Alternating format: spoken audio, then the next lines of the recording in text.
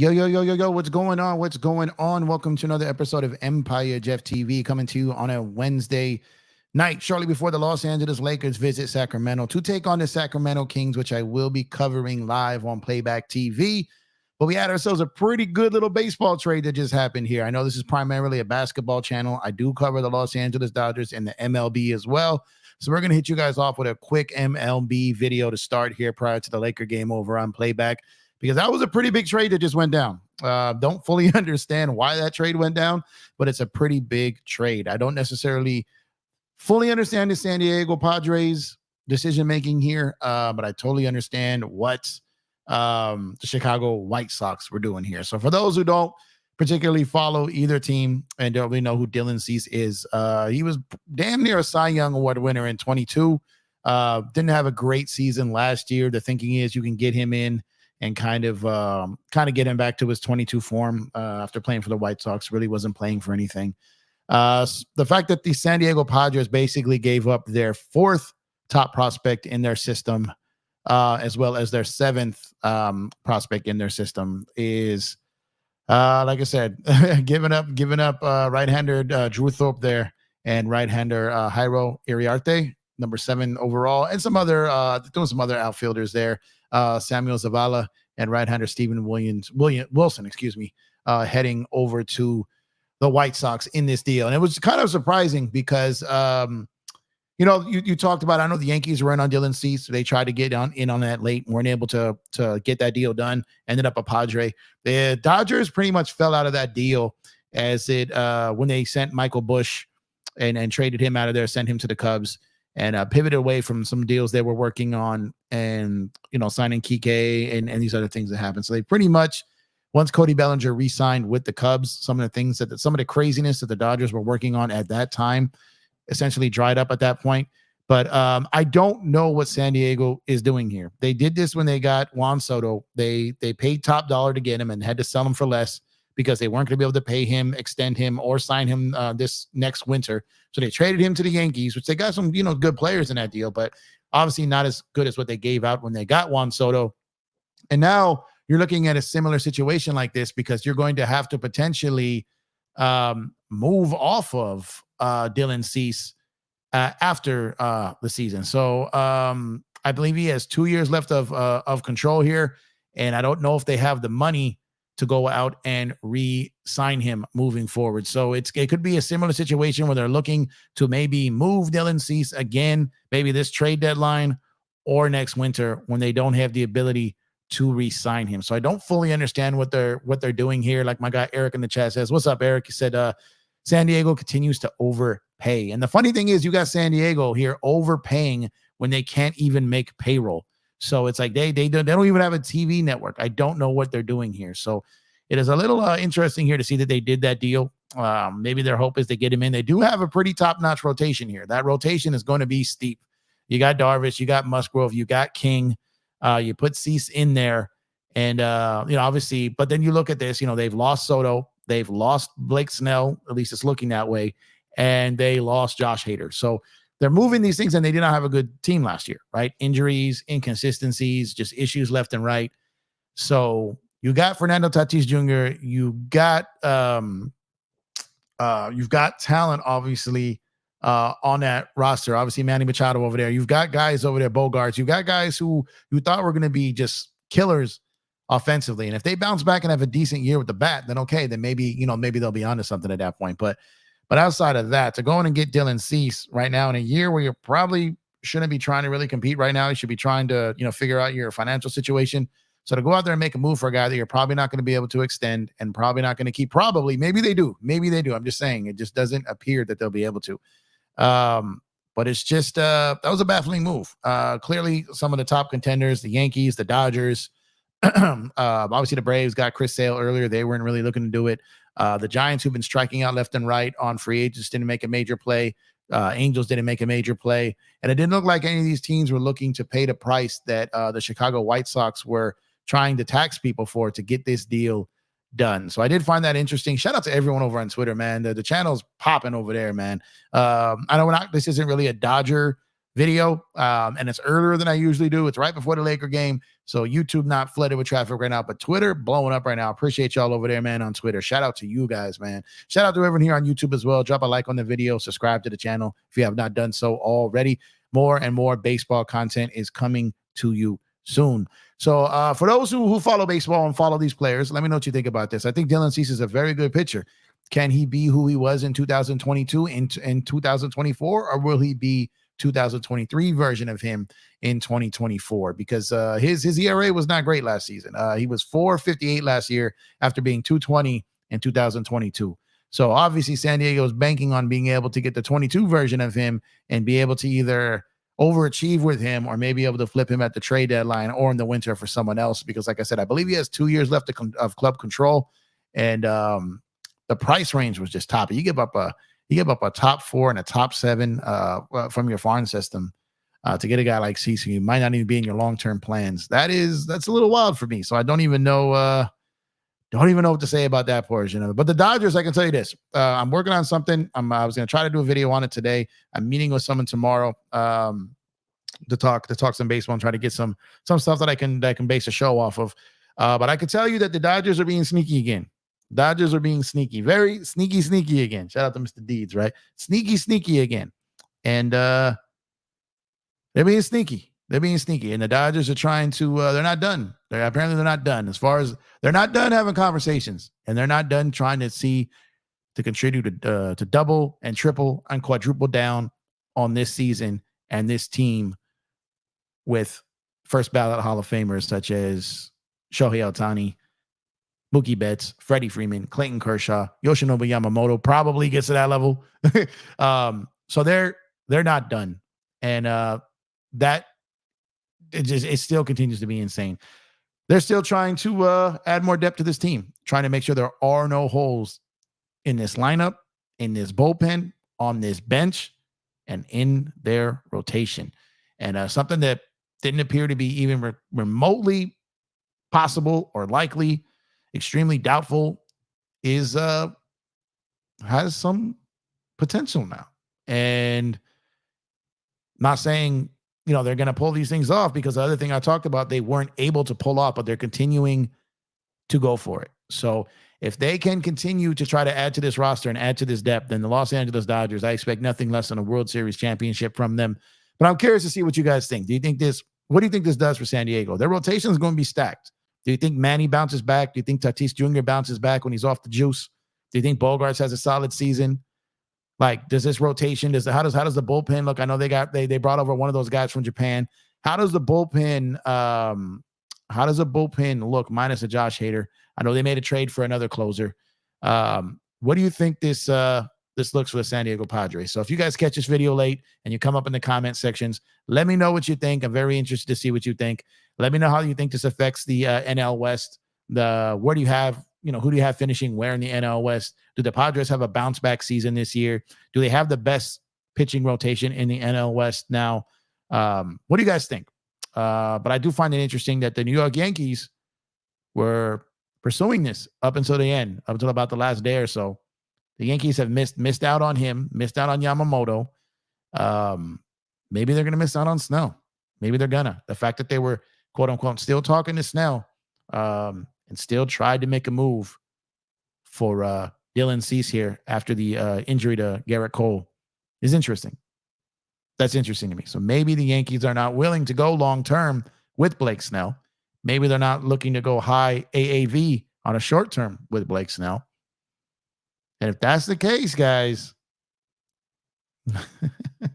then the sneaky ones may prosper again. So it's got to wait to see what happens here. A lot of things can still happen before opening day. Blake Snell and Scott Boras are definitely looking at ways to try to get Blake Snell on a team that can win and still get him paid. You know, pretty sure they got a deal with the Angels that can go at any time, probably a deal with the Giants that can go at any time, but it doesn't appear that players want to go there unless they have to. So they're waiting that out. They're waiting to see what they can do there. But don't be surprised if Blake Snell ends up somewhere in a 1 or 2 year deal at a ridiculously high number for those 2 years. I don't believe the Dodgers will go to a third year on this. I don't think they will. But maybe they do a second year, maybe a second year partially guaranteed. I don't know. But if Blake Snell wants to go get paid at a good level for 1 year, have a chance to win a World Series, reset his market, get out there after being a World Series champion, potentially in the running for another Cy Young, and it just could be the Los Angeles Dodgers that he chooses. So we will see. They've been pretty standoffish with him all winter until this kind of became a reality. You guys got to always be careful of the leverage play. But a move like today where the Yankees don't get Cease and the Dodgers don't get Cease and no other team that was involved in Blake Snell didn't get him, but they were talking to them for them. So that means that they may not be all in on Blake Snell. And that's where the Dodgers are just sitting back and waiting, being sneaky, picking up the phone. They're like, hey, stranger, remember me? And who knows what could happen here. But it's an interesting trade, both ways. Like I said, I understand when the White Sox get it. You get a top 4 and a top 7 prospect from another organization. You're a few years away from doing anything. A little confused at why San Diego did it. Like I said, have to move Soto, lost Hader, more than likely losing Snell. And they lost their basically have no TV network. They couldn't make payroll. Dylan Cease does not make a lot of money. So I understand that standpoint of them going and making that deal because he has 2 years of club control on there. Let me load his up here. This trade is not official yet, so I still have to go to the White Sox money here. So give me 1 second and see what they got him listed under here. So Dylan Cease.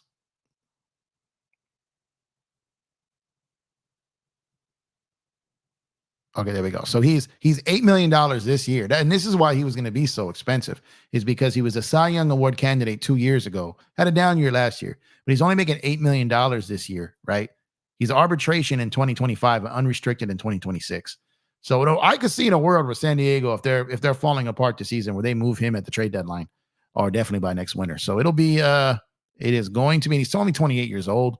So it's going to be very interesting to see what they can do with this roster, what they do with Dylan Cease if they don't win basketball games, baseball games. I'm sorry. I've covered the Lakers for so long. If they don't win baseball games, right? Let me know. Do you think he finishes the season in San Diego, or do you think he's out of there by the trade deadline or for sure by next winter? I don't think they extend him, and I don't think they keep him long-term. I just don't think they have the financials to do so. And you're going to have another pitcher out there who they overpay, or another player rather that they overpaid for to get, and probably are not going to be able to keep him long term, which is crazy, man. So shout out to everyone who pulled up in the building. Daniel Berry Sports Highlight, what's going on with you, my guy? Salute to you, Trey, all day. Thank you for pulling up. My Court King's brother, the graphic god, Chris, what's going on, brother? Thank you for pulling up. Eric, this San Diego continues to overpay. Facts. Search, what's going on, my guy? Thank you for pulling up. DJ, what's going on? Thank you for pulling up. Make sure to head on over to Lakers in 5. On my basketball people, man. Head over to Lakers in 5. Subscribe to DJ's channel. Good guy, great content. 60 Cent over there, man. Pulling up here. Appreciate you, DJ. I'm pretty sure you're working the game tonight. Let's see. We got White Sox will take a couple of years since their division is not good at all. Yeah, and like I said, they weren't going to extend him. They weren't going to keep him. They got 3 good prospects really for him, and got the deal they wanted. I was just surprised with the team that actually made that deal. Didn't see that happening, man. Dodgers still need infield defense help. They do, but they also need a lefty starter, man. They need a lefty starter, and they do need some infield help. And Adames is the activity is picking up there, I believe. I believe the activity, that's what I was told last night, is the Dodgers are the activity is picking up for the Dodgers, and I believe that it's towards Adames right now more than Snell. But we will see. I'll find out more of that tomorrow. I just think today's trade was just very interesting, man. They gave up LA for life. What's going on? They gave up 3 of their top 10. Damn, what a haul for the White Sox. Yeah, that's what I didn't understand for someone like San Diego. Like, I get why the Yankees would do it. I get why the Dodgers would do it. I get why the Braves would have done it, but they chose for Chris Sale instead. Maybe the Phillies, I don't understand why they would have done it. The Orioles got Corbin Burns. The Astros, like the Rangers were on Dylan Cease as of last night, so I understand why they would do it. Potentially with Montgomery still being a free agent, and that price point of $8 million is great, but the prospect cost was going to be so great, and teams just did not want to give up all those prospects to go get him. And San Diego Padres, man, desperate times, desperate measures. Dante, what's going on, my guy? Glad my Yankees didn't give up 2 prospects for him, to be honest. Yeah, they said no. Dodgers said no. They said no. All the top teams said no. It's how he slid to the Padres. But y'all are in a need. Let's see. They are. They're doing what we did for our payroll. Yep, they are. And yeah, especially because there's no real know for sure how long Garrett Cole is going to be out. It's all speculation right now. So the fact that they didn't panic and go after Dylan Cease there, the fact that they haven't immediately went and pivoted to Blake Snell and got that deal done, shows that they're waiting. They're still waiting to see on that. Still waiting to see on that, man. Angel, what's going on, my guy? Cease to SD sucks because I wanted him to round us out, but it's okay. SD is broke anyways. They missed those PPP loans. Yeah, and I don't think they're going to be able to keep him long term, Angel. I just don't believe they're going to have the bread to keep him. I think he could be moved as early as this trade deadline, especially if they have a start to this season the way they played all last season. He may not finish there, so we're gonna have to wait and see on that. I'm not gonna lie, I did not see him ending up there. I heard last night that his name was picking up steam. I mentioned that on my stream last night. Not gonna lie though, did not have him going to San Diego. Let's see. Dante says I can actually see Yankees still acquiring him at the deadline if Padres are struggling. Yeah, facts.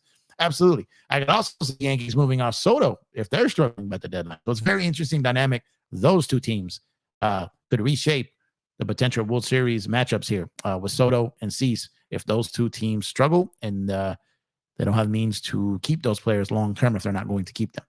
Angel says we should consider Walker if he's not the same, and Lux later in the season as a trade package and see what we can get. Yeah, no, I hear you. I hear Lux is they want his bat in the lineup. They still trust him there. But when the guy's been out for a year, baseball is a game of repetition, rhythm, and consistency.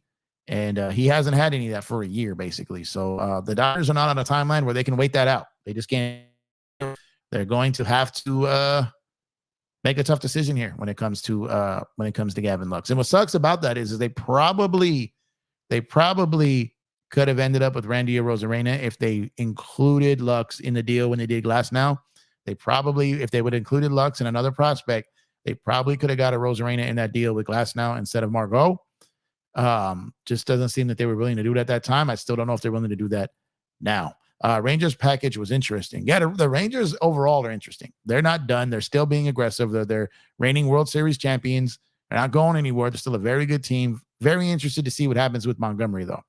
Lux has value. He's under team control for like 4 years, I think. Yeah, and I think he still has great upside, and I don't think the Dodgers want to give up on him. But like I said, that left side of the infield, man, shout out to my guy, LOE, man. He said the left side of the Dodgers infield is like the Lakers backcourt. No defense over there, man. So you got Muncy, you got Lux. Now, Muncy's bat, you want in the lineup. His discipline at the plate to get walks, you want in the lineup.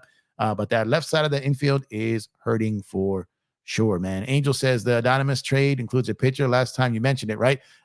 No, that wasn't the Adames trade I was talking about. I was talking about the Miami or the Cleveland trade. That was not the Milwaukee deal. Hepatitis, see you later. What's going on, my guy? He said Cease overrated, had a down year, even in a weak AL Central, not moved at all. He did have a weak season last year for sure. But he did have a great season a year before that. And sometimes in baseball, that just happens, man. It just happens. And you just got to be, mindful of that because that just happens sometimes. 1 second, guys, here. I'm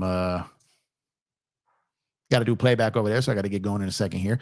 So Cease, I still think can be a very good player. I still think he can win you some games in the postseason if you get there. I don't necessarily see San Diego getting there, but I think Dylan Cease is still a very, very valuable pitcher in baseball, and I think he can have impact. I just don't know if it will be with the Padres. But shout out to you guys for tuning in, man. I got to head out. I wanted to tap in with you guys on this real quick before we're headed out to cover the Laker game. Head on over to playback.tv/EmpireJeffTV if you want to watch the Laker game with me and watch live play-by-play for free. The first 20 people in there get a free VIP pass. I will be over there in the next minute or two. But thank y'all for tuning in. Y'all could be anywhere in the world, but you're here with me. I appreciate that. Drop a like on the video if you have not done so already. Subscribe to the channel if you have not done so already. I'll catch you guys tonight post-game. I'll be back here in a few minutes on YouTube covering the Lakers as well as Playback TV. So appreciate you. Appreciate you, Search. Thank y'all for tuning in for this little improv early than usual video in a different sport and a different team. But I greatly appreciate you guys tuning in. Get ready for a lot of baseball coverage. It's coming, y'all. It's coming. Y'all have a good rest of your day. I'll talk to you soon.